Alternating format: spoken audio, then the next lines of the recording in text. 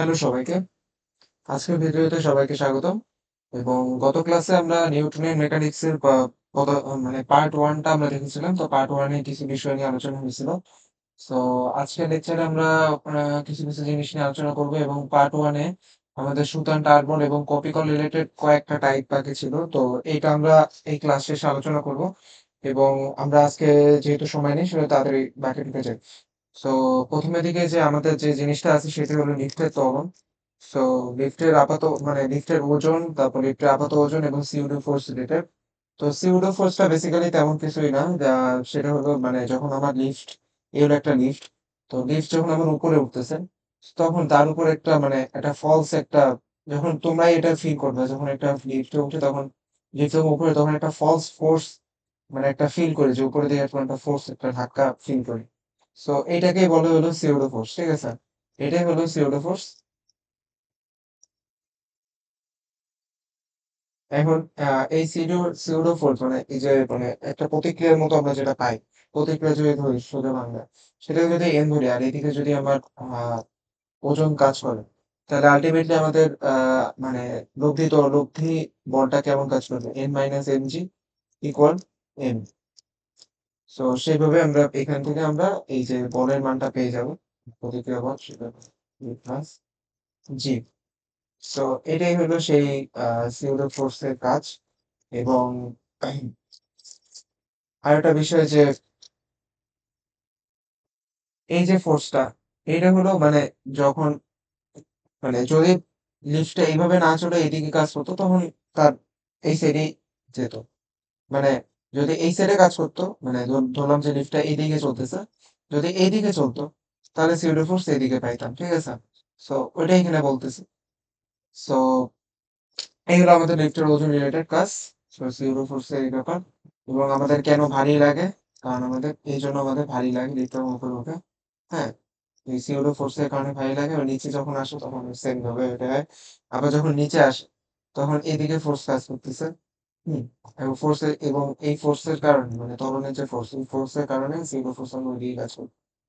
So এইটার ক্ষেত্রে কিন্তু ত্বরণটা উপরের দিকে কাজ করতেছে। সিউডো ফোর্স তার নিচে বিপরীত দিকে কাজ করতেছে। সো ওইটাই এখানে বলতেছি। সো আ এই হলো আমাদের লিফটের ওজন রিলেটেড যেগুলি জিনিস, এগুলি খুবই রেয়ার, অনেক বেশি একটা আসে না।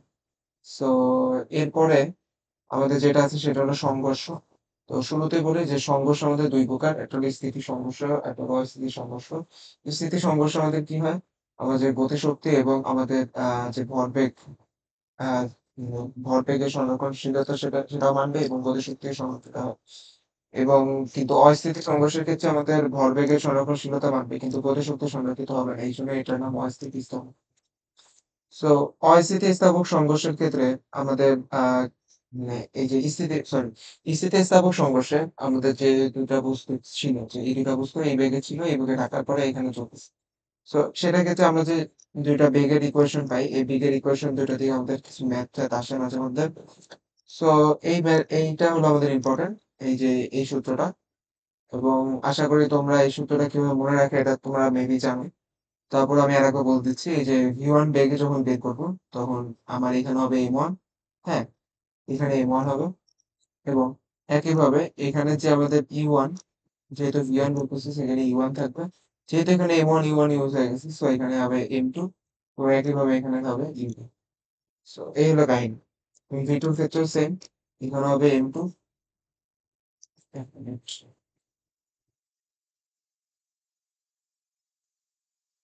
এটার ক্ষেত্রেও সেম। এখানে হবে M2, এখানে হবে U2 যেহেতু M1 এই যে U2 বের করতেছি সরি না U1 হবে। সো এই হলো কাহিনী। এরপরে আমাদের এইখান থেকে আরো কিছু কেস বের হয়।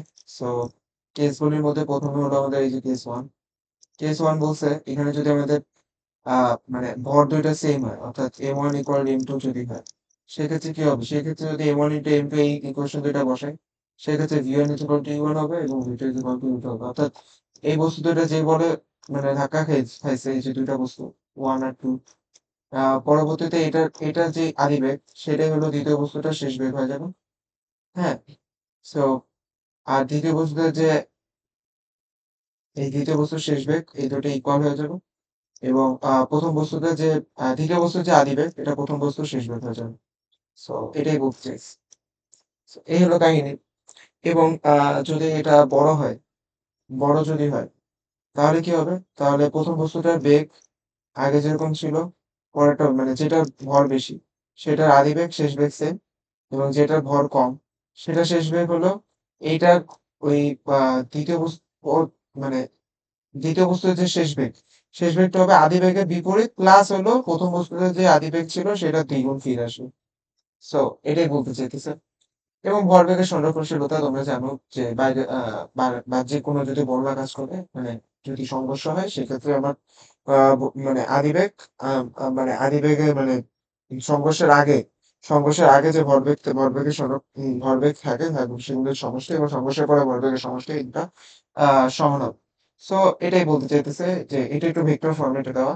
তো তোমাদের যখন ম্যাথ আসবে তখন এই টাইপের ম্যাথ থাকবে যে একটা লাটিমকে এরকম ধাক্কা মারছে, হ্যাঁ, একটা বল। তারপর এভাবে চলতেছিল, এভাবে চলে গেছে। আ সো এটার ক্ষেত্রে কি হবে? তো সেসব ক্ষেত্রে মানে 3D যখন বলবে তখন আমাদের এই ভেক্টর ফরম্যাটটা লাগবে। সো এগুলি আর ডিটেইলস আলোচনা করলাম না যেহেতু রিভিশন ক্লাস। সো আমরা পরবর্তীতে যাই। পরবর্তীতে আমাদের যেটা আছে সেটা হলো রকেটের গতি। রকেটের গতি দিয়ে খুব লেস ইম্পোর্টেন্ট, হ্যাঁ? অত একটা আসে না। সো বেসিক্যালি সূত্রটা মনে রাখলেই হয়। মাঝে মধ্যে অবজেক্টিভে দিয়ে দেয়। তো সূত্র মনে রাখবো কিভাবে? সূত্র মনে রাখার আসলে সেরকম কোনো efficient ওয়ে নাই। মানে efficient ওয়ে বলতে আমি যখন এটা মুখস্থ রাখার ট্রাই করছিলাম। সো আরেকবার ভাবে মনে রাখতে পারো যেহেতু এখানে অ্যাকচুয়ালি আমাদের কিসে পরিবর্তন হচ্ছে? জ্বালানির ভরের পরিবর্তন হইতেছে। এবং বেগের কিন্তু আল্টিমেটলি কোনো পরিবর্তন হইতেছে না। বেগ কিন্তু সেম থাকতেছে। সো এখানে তাহলে আমাদের কি হবে? তাহলে আমাদের মানে যখন বলটা কিন্তু আমাদের মানে যদি আমরা ২ ভাবে হয় কিন্তু। মানে mv কিন্তু ২ ভাবে চেঞ্জ হয়। মানে আ যেটা বলতেছি। সো একটা হলো বেগের পরিবর্তন হয়, হ্যাঁ? ভরের সেম থাকে। আবার হয়ে যায় অনেক সময় ভর সেম থাকে, বেগের পরিবর্তন। মানে ফোর্সের যে অ্যাকচুয়াল ইকুয়েশনটা, হ্যাঁ? সো বেসিক্যালি এতদিন আমরা এইটা দিয়ে কাজ করছি। সো রকেটের ক্ষেত্রে কি হয়? রকেটের ক্ষেত্রে এইটা কাজ করে। কারণ এখানে আমার বেগটা সেম থাকে। কিন্তু ভরের পরিবর্তন হয়। সো ওইটা এখানে এভাবে মনে রাখতে হবে যে এটার ক্ষেত্রে এটা কাজ করতেছে। অ্যান্ড সাথে হলো mg যেহেতু রকেট উপরে উঠতেছে। সো ওজন নিচের দিকে কাজ করতেছে। সো ওজনটা কিভাবে কাজ করে বলতো যে মানে রকেটের তো প্রতি মুহূর্তে জ্বালানি শেষ হইতেছে। সো যেই মুহূর্তে বলবো ওই মুহূর্তে যে ভর কিন্তু ওজন তার বিপরীতে কাজ করতেছে এজন্য মাইনাস। সো সেটাই বলতে চাইতেছি এখানে ধাক্কা বলের ইকুয়েশন হলো এটা। অ্যান্ড এটা হলো জ্বালানি নির্গমনের বেগ। সো এই হলো আমাদের রকেটের গতিকাল। দেন আমাদের রকেটের গতির আরেকটা পার্ট হলো তাৎক্ষণিক ত্বরণ। সো তাৎক্ষণিক ত্বরণ দিয়ে মাঝে মধ্যে আসবে। তাকে ত্বরণ বলতে আমরা এভাবে বের করি না? F/m। সো এখানে আমরা ধাক্কা বলের সূত্রটা লাগাই দিব। ধাক্কা বল। ধাক্কা বলের ইকুয়েশনটা আমরা এখানে বসায় দিব। বসায় দিলে আমরা এই ইকুয়েশনটা পাই।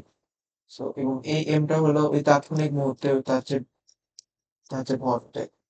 সো ওভারঅল ত্বরণটা কি হবে? আবার সেই একই কথা। ওভারঅল ত্বরণের ক্ষেত্রে আমার এই যে জি বাদ হবে। কারণ অভিকর্ষের স্তরণ নিচের দিকে কাজ করতেছে। সো জি বাদ হবে। এবার জ্বালানি শেষ হবার মুহূর্তে রকেটের বেগ এটা বেসিক্যালি অ্যাডমিশনে আসে। সো এটা এখন আপাতত দরকার নেই। ধরে রাখার কথা। সো এই গেল আমাদের বাকি পার্ট। দেন আমরা পরবর্তীতে যাই। পরবর্তীতে আমাদের আছে বলের ঘাত এবং ঘাত বল। বলের ঘাত কি? বলের ঘাত হলো আমাদের ঘাত বলের সাথে সময় যখন গুণ হবে সেটা হলো বলের। সো বলের ঘাতটা কি হয়? ঘাত বলটা কি হয়? ঘাত বলটা বললাম যে এই একজন মানুষ মানে ব্যাটিং করতেছে। সো এখানে বলের সাথে হিট করার পরে বল এগিয়ে গেছে। এই যে সাথে যে বলটা ফোর্সটা দিছে, এই ফোর্সটাই হলো ঘাত বল। এবং এই ঘাত বলটা যে সময়টা নিছে, ওই সময়ের কারণে আমরা যে বলের ঘাতটা পাই সেটা বলে। বলের ঘাতের কারণে আমাদের কি হয়? ভরবেগের পরিবর্তন হয়। হ্যাঁ? এটা ভরবেগের পরিবর্তন। সো এখান থেকে বেসিক্যালি এই ২ টা সূত্র পাই। সো এটারও আরো কিছু ম্যাথ আসবে এবং এই ২ টা জিনিস আসলে অনেক বেশি ইম্পোর্টেন্ট। সূত্রগুলি মনে রাখা ইম্পোর্টেন্ট। কারণ এগুলি দিয়ে ম্যাথ আসে। সো এরপরে আমরা আসি রৈখিক বেগ এবং কৌণিক বেগ। রৈখিক বেগ এবং কৌণিক বেগ মনে রাখার জন্য আমাদের কিছু ইফিশিয়েন্ট ওয়ে আছে। সেগুলির মাধ্যমে আমরা কিছু মনে রাখতে পারি। তো রৈখিক বেগের প্রথম সূত্রটাকে আমরা যদি সরণটা ধরি, আহ সরণ কি? রৈখিক বেগ আর কৌণিক বেগের মধ্যে যে সম্পর্ক, রিলেশনটা এভাবে আনতে পারে, ঠিক আছে?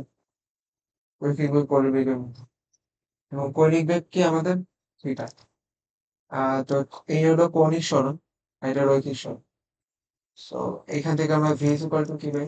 S by R, and V is equal to আমরা কি পাই? ওমেগা আর। হ্যাঁ, সো আর এখান থেকে আমরা যদি এটা ভেক্টর ফরম্যাটে লিখি, সো ওমেগা ইনটু ভেক্টর, এখানে আমরা কৌণিক বেগ কি পাই? কৌণিক বেগ হলো থিটা বাই টি, হলো কৌণিক সরণ। এটা কৌণিক সরণকে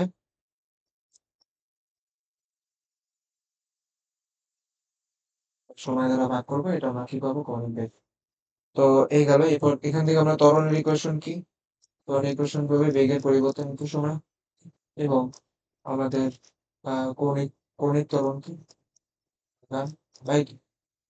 এবং এটা যে আমাদের সম্পর্কটা কি? সম্পর্ক বলতে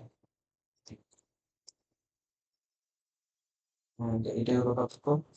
দেন এই গেল আমাদের বাকি পার্ট। দেন আমরা যদি পরে যাই, পরে আমাদের আরো কি কি আছে, যেরকম রৈখিক বেগের ক্ষেত্রে ভরবেগ, কৌণিক বেগের ক্ষেত্রে ভরবেগ কি? কৌণিক বেগের ক্ষেত্রে ভরবেগ হলো I equal to M R square. আহ না, ভরবেগের এটা তো সরি, এটা তো জড়তার ভ্রামক। এটা জড়তার ভ্রামক, এবং কৌণিক বেগের ক্ষেত্রে কৌণিক যে ভরবেগ, এটাকে এন দ্বারা প্রকাশ করা হয়, N equal to I omega. এবং এন ইকুয়াল টু আরো একটা সূত্র আছে, সেটা হলো, বা এটা হলো মানে আমাদের রৈখিক বেগের সাথে সম্পর্ক রিলেটেড যে সূত্র, সে, এবং এটাকে যদি আমরা মানে ভেক্টর ফরম্যাটে লিখি, তাহলে হবে এরকম, আর vector into P vector. So এটা হলো সেই সম্পর্ক রিলেটেড। এরপরে আমরা আসি, দেখি সব। তো এরপরে এখানে একটা জিনিস মিস করছি, সেটা হলো রৈখিক বেগে থাকে ভর, আর কৌণিক বেগে সেই ভরটাই কি আমাদের জড়তার ভ্রামক, ঠিক আছে? তো এরপরে আসি, এরপরে হলো রৈখিক বেগে আমাদের বলটাকে কি বলবো? বল ইকুয়াল টু,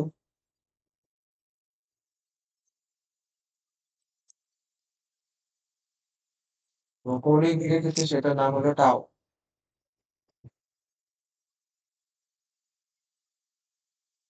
টাও,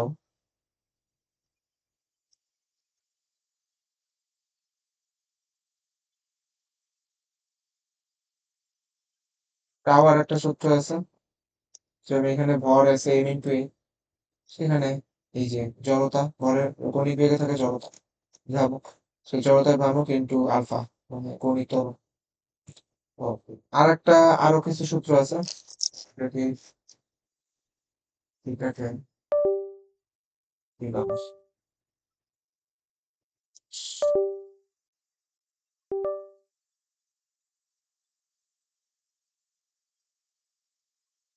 ও,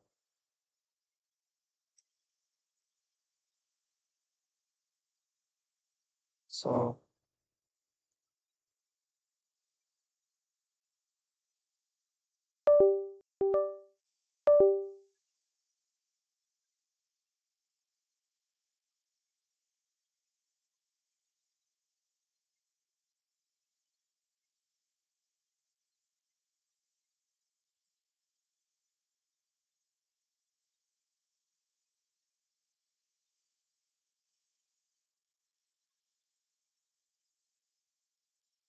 কাজের সংখ্যাকে আমরা কাজ ইকুয়াল টু বর্গমূল সরণ, কৌণিক ক্ষেত্রে কাজটাকে বলে ডাব্লিউ, তার হচ্ছে কাজ সে, ওটা হলো টাও ইনটু থিটা, সরণ এখানে থিটার সাথে প্লাস করা। তো এই ক্ষেত্রে আমরা মানে ভরবেগের সমানুপাতিকতার সূত্র, এবং কৌণিক ক্ষেত্রে সমানুপাতিকতার সূত্র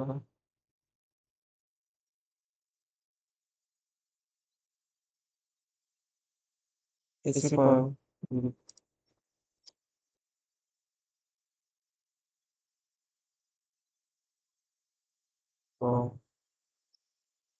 কাজটা শুরু করা বেসিক।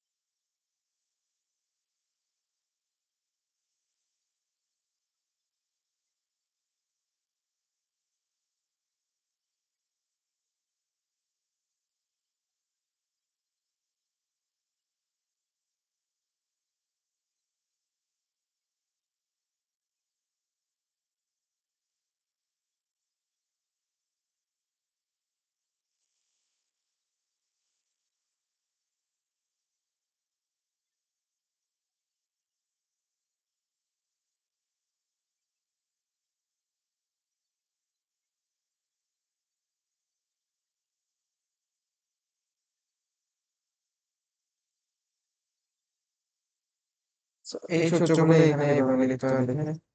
সো আরো একটা সূত্র আছে, উপরে লিখলাম। কি হবে কিছু বলতো? লিখবো পাওয়ার হচ্ছে সূত্রটা। এটার জন্য কি লিখবো? পাও। সো এই গেল আমাদের যে সব সূত্র। সো এরপরে সো এই আজকে আর তেমন কিছু করার নাই, তো সেটাই করার বিষয়। সো আজকের ভিডিও এই পর্যন্তই। সো আমরা যদি আহ আজকে কি কি পড়ানো সেটা যদি আরেকবার একটু দেখি। সো শুরুতে আমাদের ছিল নিউট্রিশন, সুতার টান। ও আরেকটা জিনিস মিস করলাম, সুতার টান রিলেটেড যে কিছু জিনিস বাকি। তো সুতার টান রিলেটেড বেসিক্যালি তেমন একটা কিছু না বাকি, মানে কিছু কিছু জিনিস, খুবই অল্প কিছু জিনিস বাকি যেগুলি আসলে দেখলে পারা যাবে। সো যেরকম যেরকম আহ এরকম একটা ম্যাথ ছিল যে একটা বস্তু এইভাবে আছে, এইভাবে আছে। সো এখানে হলো আমার সুতার মাধ্যমে এই যে কপি কল লাগানো আছে। সো এইখানে একটা বস্তু আছে।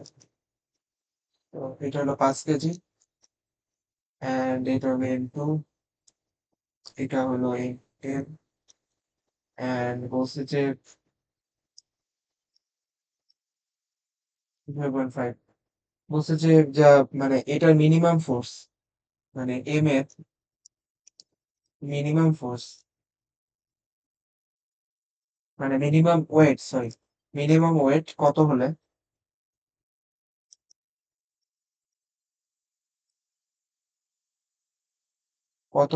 মানে আমার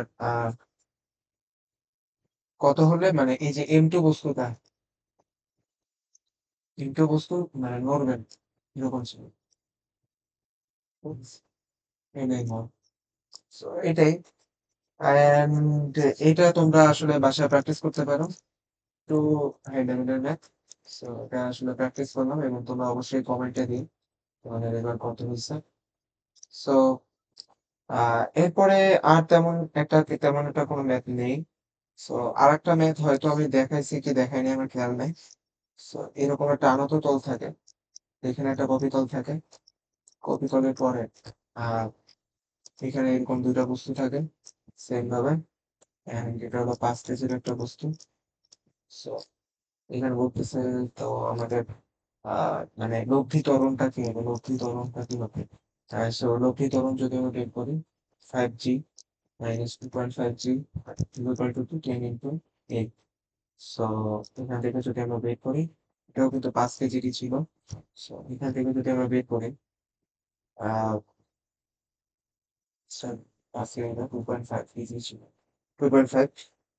তো সেখান থেকে যদি আমরা বের করি 5 এত, তো সেক্ষেত্রে আমরা এম এর মান বের করতে পারবো 2.5 ডিভাইডেড বাই 10, এন্ড যেটা হয়, তো এখান থেকে কিন্তু 10 গুণ করে আমরা এখান থেকে ত্বরণটা বের করতে পারবো, এবং এটা যদি টান বল বের করতে বলে তো টান বল হবে 5G minus 10 into 5 into 8, ধরে আমরা কি বলতে পারি, সো এই ছিল আমাদের আজকে ভিডিও। সো আশা করি তোমরা সবগুলো লেকচার ভালোভাবে বুঝছো। না বুঝলে কমেন্ট করতে পারো, আমি তাকে ট্রাই করবো। তো সো এই আমার ইউটিউব চ্যানেল এবং আমাদের একটা ফেসবুক পেজ আছে। তোমরা চাইলে এটা লাইক দিতে পারো এবং বন্ধুদের সাথে শেয়ার করতে পারো। একইভাবে আমাদের একটা গ্রুপ আছে, community group, study with group. ওইটাও চাইলে তোমরা অ্যাড হতে পারো অ্যান্ড তোমাদের নোটগুলি শেয়ার করতে পারো যাতে পরবর্তীতে কেউ দেখে উপকার হয়। সো গুড বাই গাইস, ভালোভাবে পড়ো। আশা করি সবাই ভালো করবে। All the best.